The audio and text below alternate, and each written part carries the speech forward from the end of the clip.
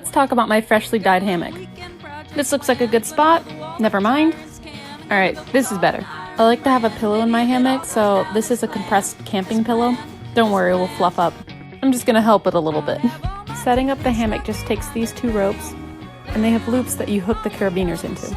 It's a super easy and lightweight hammock. Normally, I wouldn't wear my shoes, but this is the internet, and mama didn't raise no fool. It's really nice to chill in, and you can even close it if you like by swinging over the side. It keeps the wind off you, but I also like to position it so I can keep an eye on my stuff. So anyway, I did dye this hammock. The top used to be gray and the bottom orange. This is mostly nylon, which is a really hard material to dye. And you can see it didn't dye everything. Although it did dye the plastic bits.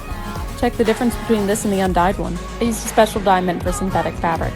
And to get this red, I used a lot. TBH, the process probably weakened the hammock, but I'm so happy with the results, I don't even mind if one day I end up falling on my ass.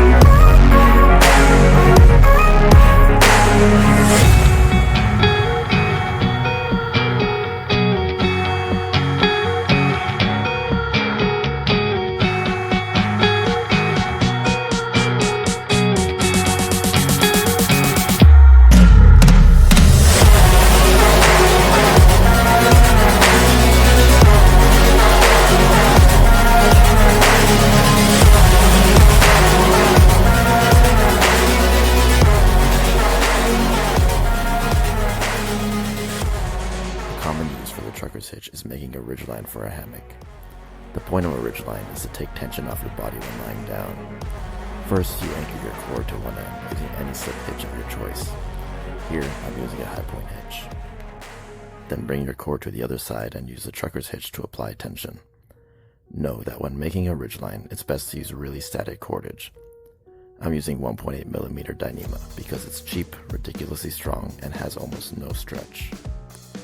Bring your working end through the loop and apply tension by using your loop as a makeshift pulley. When fully tightened, it should be tight enough to pluck almost like a guitar string.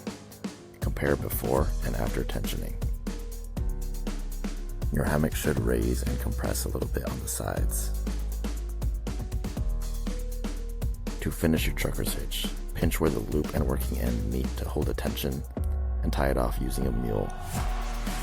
You will now have a functioning ridgeline that takes tension off your body and can be used to hold other items like shoes, a speaker, tarp, or even a blanket. If you're not fully familiar with how a trucker's hitch works or how to make one, then I do have a tutorial in a previous video. The difference when using a ridgeline is noticeable in the arch of the hammock. It sags a lot lower and is much nicer on your back. You can test the tension on the ridgeline in the hammock by plucking it and hearing a nice little bass note.